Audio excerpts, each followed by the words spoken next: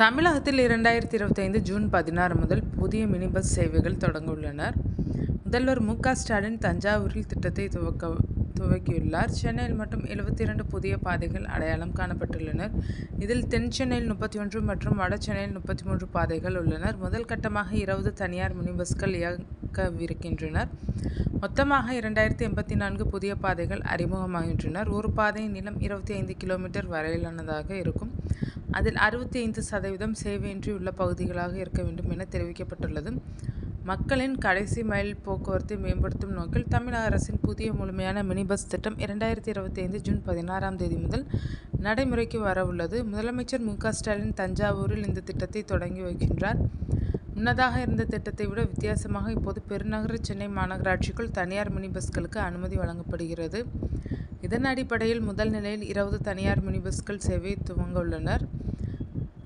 துணை முதல்வர் உதயநிதி ஸ்டாலின் தேனியில், சுகாதாரத்துறை அமைச்சர் மா. சுப்பிரமணியன் சென்னையில், மற்ற பிற மாவட்டங்களில் பிற அமைச்சர்கள் சேவையை தொடங்கி வைக்கின்றனர். மொத்தமாக 2084 புதிய மினி பஸ் பாதைகள் அறிமுகப்படுத்தப்படுகின்றனர். இதற்கு பதிலாக ஏற்கனவே இயங்கி வரும் 1000க்கும் மேற்பட்ட சேவைகள் புதிய திட்டத்தின் கீழ் கொண்டு வரப்பட உள்ளன.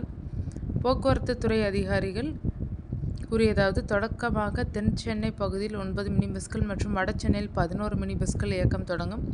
சென்னை முழுவதும் 72 பாதைகள் அடையாளம் காணப்பட்டுள்ளனர். அதில் வட சென்னையில் 33, தென் சென்னையில் 39 பாதைகள் உள்ளனர்.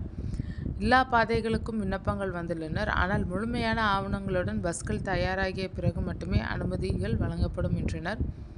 தமிழ்நாடு மினி பஸ் உரிமையாளர்கள் சங்க தலைவர் கொடியரசன் கூறியதாவது, எங்களுக்கு பல கோரிக்கைகள் நிலுவையில் இருந்தாலும் இந்த திட்டத்தை விரைவாக அமல்படுத்துவது நல்ல முன்னேற்றமான செயல் திட்டம். நடைமுறையில் வந்த பிறகு டீசல் விலை உயர்வை கருத்தில் கொண்டு கட்டணத்தை திருத்துவது உள்ளிட்ட கோரிக்கைகள் தெரிவிக்கப்படும் என்றார். முதலில் 2025 மே 1ஆம் தேதி திட்டம் தொடங்கப்படவிருந்தது.